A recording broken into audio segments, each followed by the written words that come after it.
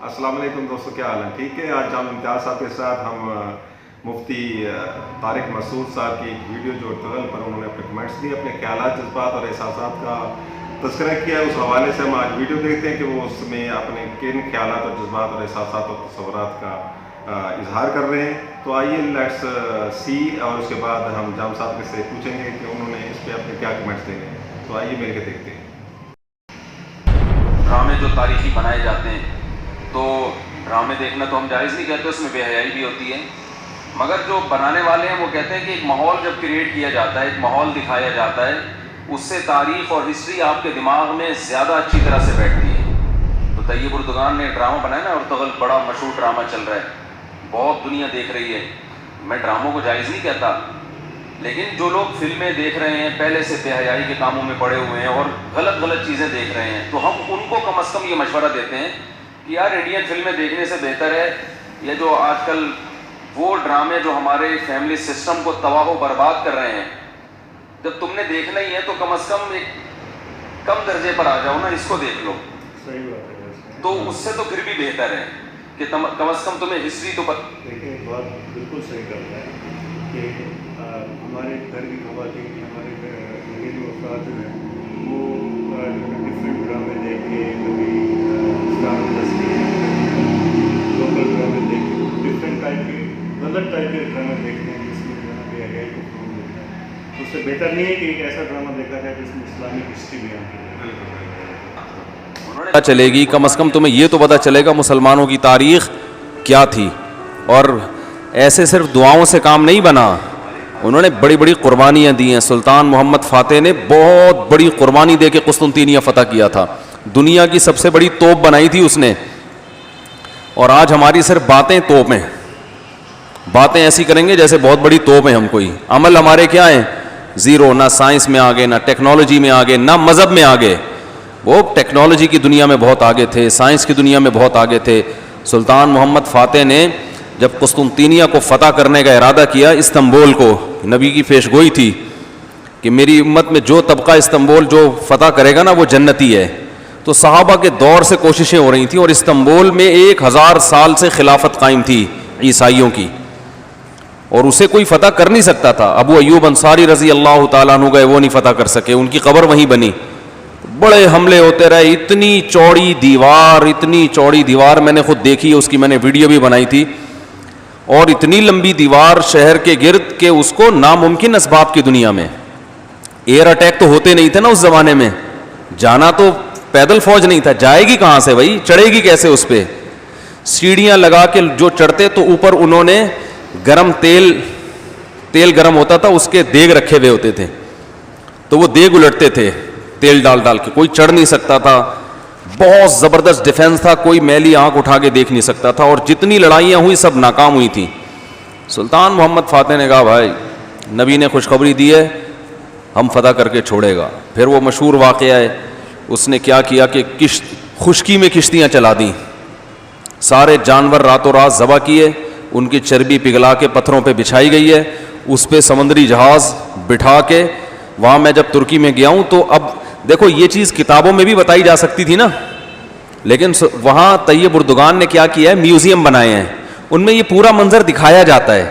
خدا کی قسم ایسا ایمان بڑھتا ہے کہ چیخیں مارنے کا دل کرتا ہے. ایسی جو علماء بھی گئے ہیں نا، بنوری ٹاؤن کے ایک شیخ الحدیث گئے تھے، وہ کسی نے بتایا وہ رو رہے تھے چیخیں مار کے. جو جاتا ہے یہ منظر ہوتا ہے، وہ جب دکھاتے ہیں نا اپنی آنکھوں سے، بھائی کیا منظر، اور کیسے وہ کشتیوں کو راتوں رات خشکی پہ لے کے چلے ہیں، اور خشکی پہ لے جا کے پیچھے سمندر میں اتارا، اور سامنے سے بھی اٹیک اور پیچھے سے بھی اٹیک. انگریزوں نے لکھا ہے، گوروں نے ہسٹری میں، کہ یہ اسباب کی دنیا میں ممکن نہیں ہے. بہت بڑا کارنامہ انہوں نے سر انجام دیا، اور راتوں رات. تو یہ ہماری تاریخ تھی جس کی وجہ سے ہمیں عروج ملا تھا. آج ہم صرف پیڑے کھا رہے ہیں، باتیں ٹھوک رہے ہیں بیٹھ کے، صحیح ہے نا. بزرگوں پہ طنز، علماء پہ اعتراضات، ایک دوسرے پہ کیچڑ اچھالنا، فرقہ پرستی، ان چیزوں میں ٹائم ضائع ہو رہا ہے، اور کوئی موٹیویٹ کرنے والا نہیں ہے. کوئی تعمیری کام کرنے والے لوگ بہت تھوڑے رہ گئے ہیں، اور ٹیکنالوجی کی طرف تو توجہ ہی نہیں ہے. یونیورسٹی میں جو لڑکا مذہب پہ چلتا ہے، سب کی بات نہیں کر رہا، ایجوکیشن میں سب سے پیچھے وہی ہوتا ہے عام طور پہ. اسی کی شکایتیں آ رہی ہوتی ہیں. یہ چونکہ نمازی ہے لہذا نمبر سب سے کم اس کے آتے ہیں. نمازی کے نمبر تو زیادہ آنے چاہیے بھائی. جو تبلیغ میں وقت لگاتا ہے اس کو تو ایجوکیشن میں زیادہ آگے ہونا چاہیے. یہ تو ہمارے مذہب کا حصہ ہے. صحابہ کرام نے جو ملکوں کے ملک فتح کیے اور جو ہمارے تاریخ میں فاتحین ملتے ہیں, سب سے پہلا بحری بیڑا حضرت معاویہ نے بنایا ہے. سمندر پہ سب سے بڑی فوج جو اس وقت اتاری ہے وہ کس نے اتاری ہے؟ حضرت معاویہ رضی اللہ تعالیٰ عنہ نے. اور نبی نے پیشگوئیاں سنا دی تھی پہلے کہ سمندر کی لڑائی ہوگی, اس میں جو شہید ہوگا اسے میں جنت کی خوشخبری دیتا ہوں. اور آپ اس میں مولانا صاحب کو حضرت نوح علیہ السلام کی کشتی کو بول رہے ہیں. سب سے پہلے حضرت نوح علیہ السلام نے بڑی کشتی بنائی.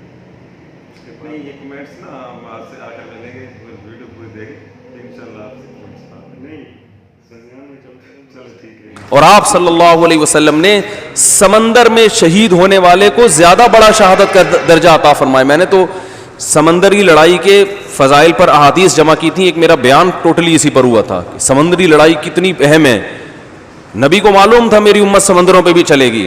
سمندر پہ چلنا ٹیکنالوجی کے بغیر ممکن ہے کیا؟ پھٹے لگا کے بیٹھ جاؤ گے اس پہ کہ ملاحوں کو بلاؤ گے یار تم مچھلیاں پکڑتے ہو, 2-4 پھٹے یہاں بھی. او بھائی لڑنا ہے اس پہ تو سامنے والا بھی لڑے گا. تو نبی صلی اللہ علیہ وسلم فرمایا جو سمندری لڑائی ہے, جو شخص سمندر میں جہاد کرے گا اس کے جو چکر آئیں گے نا اس پہ بھی اللہ اس کو اجر دے گا. بڑی خوشخبری ہیں اس کے گناہوں کی معافی کی, کیونکہ آپ کو پتا تھا کہ امت جب تک سمندر پہ کو فتح نہیں کرے گی اور سمندر پہ سفر نہیں کرے گی یہ اس دنیا پہ حکومت نہیں کر سکتی. تو حضرت معاویہ نے جو پہلا بحری بیڑا بنایا اس کے امیر کو امیر البحر کہتے تھے. بحر کہتے ہیں سمندر. یہ امیر البحر کی ٹرم یہ انگلش میں منتقل ہوئی ہے جس کو ایڈمرل کہا جاتا ہے. بہت ساری فوجی اصطلاحات اور سائنسی اصطلاحات عربی سے انگلش میں ٹرانسفر ہوئی ہیں, عربی سے انگلش میں گئی ہیں. آج میڈیکل سائنس میں بہت سے الفاظ ایسے ہیں جو عربی سے انگلش, مسلمان سائنسدانوں کے تھے وہ, لیکن اب دیکھو حال کیا بنا دیا. ایک نمبر کے سست نمازیوں کی حالت تو دیکھ لو جا کے. سب سے سست ترین جو ہوگا وہ دیندار بنا ہوا ہوگا.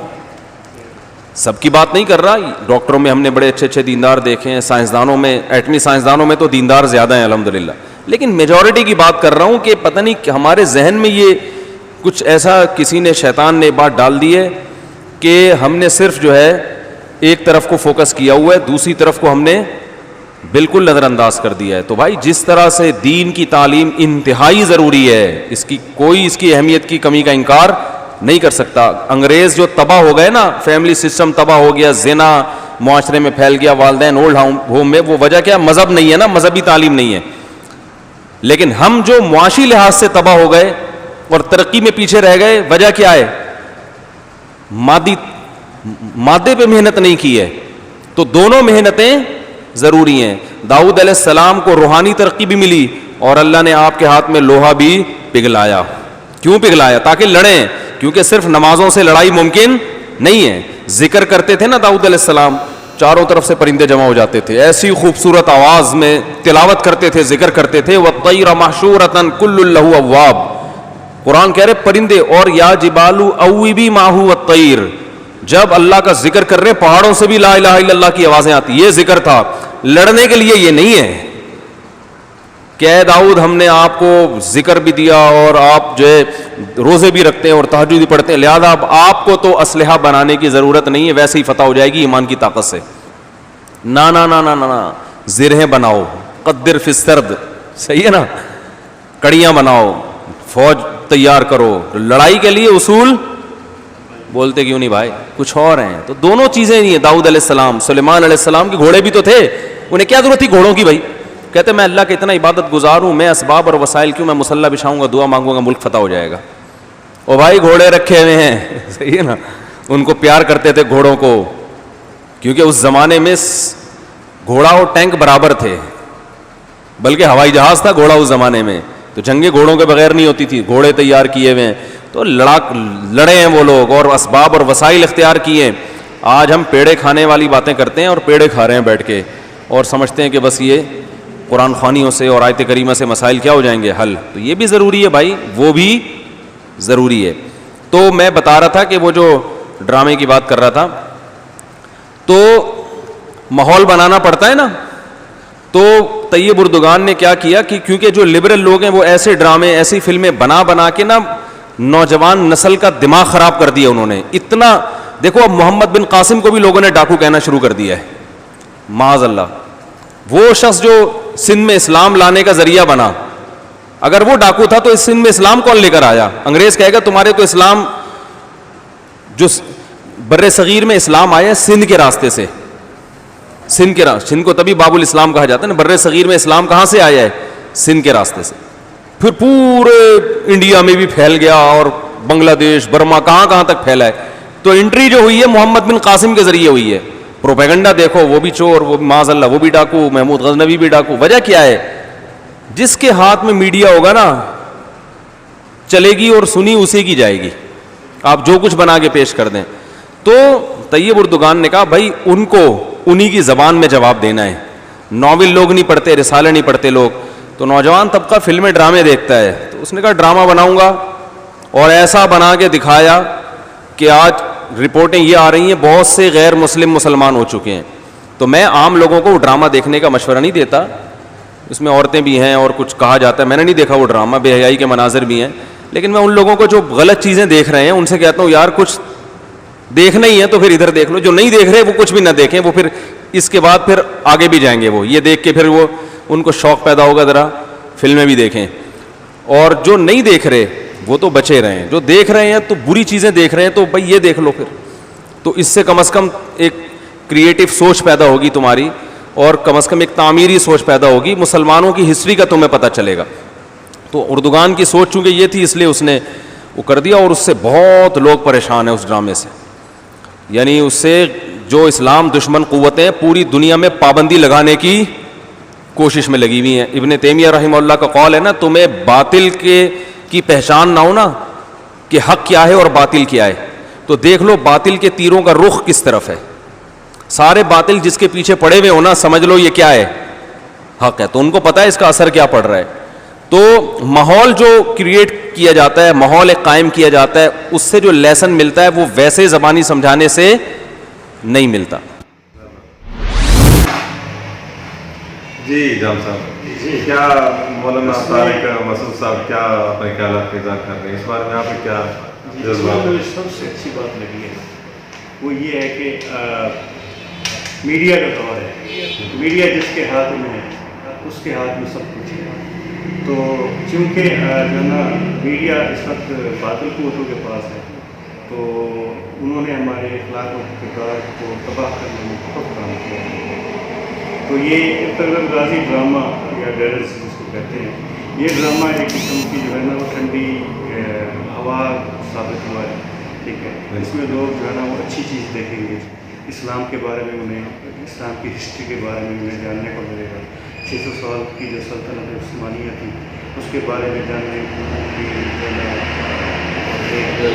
تو یہ آپ کیا کہتے ہیں, لوگوں کو دیکھنا چاہیے؟ بالکل دیکھنا چاہیے, ضرور دیکھنا چاہیے. میں نے جہاں تک اس کو دیکھا ہے تو اس میں نا اس کی جو سنیماٹوگرافی ہے, اس کا جو کریکٹر ہے, اس کے جو سٹوری ہے, اس کا جو اسکرپٹ ہے, بہت اچھا ہے. یہ نا یہ جو ہالی ووڈ اور اس ٹائپ کی نا سیریز لگتی ہے, اس میں بڑے منظم انداز سے ہر چیز کو ایک دم بہترین بیلنس انداز سے بیان کیا گیا. انہوں نے, سوری آپ بات کاٹ رہا ہوں, انہوں نے جو ہے مطلب اس ڈرامے کو جب سے ہمیں دیکھا نا ایسا لگتا ہے جیسے یہ جو ہیروز ہے نا بالی ووڈ کے اور ہالی ووڈ کے ہیروز جن کو ہم اپنا آئیڈیل مانتے ہیں, جی اس سے ہٹ کے ریئل کریکٹر کی طرف آ گئے. ریئل کریکٹر کی طرف ہے, ان کو جو ہے نا انہوں نے پیچھے چھوڑ دیا ہے. اب لوگ ان کو بھول جائیں گے اور ان کو یاد رکھیں گے. تو آپ کا کیا مشورہ ہے کہ اس طرح کا ڈرامہ دیکھنا چاہیے؟ جیسے طارق مسعود صاحب جو مفتی صاحب ہیں جو انہوں نے کہہ رہے ہیں, تو ان کے مشورے کے مطابق تو یہ ہے کہ لوگ جو ہے چونکہ Hollywood, Bollywood, Lollywood یہ فلمیں دیکھا کرتے تھے, تو بہتر ہے لوگ فلمیں دیکھنے کی بجائے ایسا ڈرامہ جس کا کوئی نہ کوئی تخیل ہے, جس کا کوئی اپنی ہسٹری بیان کرتا ہے, اسلامک ہسٹری کو, تو اس سے ہمیں آگاہی حاصل ہوتی ہے. تو بہتر یہی ہے کہ وہ فلم ڈرامے دیکھنے کی بجائے دیکھنے چاہیے. اور دوسرے نمبر پہ یہ کہ جو ہے نا میڈیا جو ہے اس کو اپنے جو ہے نا مطابق استعمال کر سکتے ہیں. میڈیا خراب کرنے کے لیے بھی استعمال کر سکتا ہے, میڈیا بنانے کے لیے بھی استعمال کر سکتا ہے. ठीक है, तो बेहतर ये है कि इस टाइप की चीज़ें मीडिया पे आए। ये हमारी हुकूमत का भी बहुत अच्छा फैसला है कि PTV के जरिए दिखा रही है। तो इस टाइप की चीज़ें जब आएंगी मीडिया पर और हमारे लोग, हमारे घर के लोग, हमारे आसपास के लोग ये चीज़ें जब देखेंगे तो उनकी जो है ना माइंड बिल्डिंग भी होगी और कैरेक्टर बिल्डिंग भी होगी। ठीक है जनाब साहब, थैंक यू। तो हाँ दोस्तों, बात ये है कि इनका जो ओरिजिनल वीडियो, इनका लिंक आपको डिस्क्रिप्शन में मिल जाएगा। आप ओरिजिनल वीडियो पे जाके भी इनके ख्यालात, जज्बात और एहसासात, तसव्वुरात इनके जो इन्होंने बयान किए हैं इस वीडियो में, वो वहाँ जाके भी सुन सकते हैं। तो इन्होंने बड़े अच्छे अंदाज में बयान किया है कि इस ड्रामे को बाकी मूवी देखने की बजाय इस तरह के ड्रामे देखने चाहिए, ताकि इस्लामिक जो हिस्ट्री है वो हमारी नौजवान नस्ल तक पहुँच सके, कैसे उन्होंने इस्लाम के लिए अपनी कुर्बानियाँ दी। थैंक्स आपके सुनने के बाद। तो हम उम्मीद करते हैं आप भी देखेंगे, खुद भी देखेंगे और अपने बच्चों को भी ये ड्रामा लाजमी दिखाएंगे। तो मिलते हैं इंशाल्लाह नेक्स्ट। एक बात जो आप भूल रहे हैं, जी, हमारे चैनल को सब्सक्राइब करें, शमीर BKW को सब्सक्राइब करें और बेल का आइकन जाम और आपने चैनल का बताया ना, जाम ब्लॉग्स को भी सब्सक्राइब करें और बेल आइकन दबाएं। आपको इंशाल्लाह अच्छी वीडियोस दें।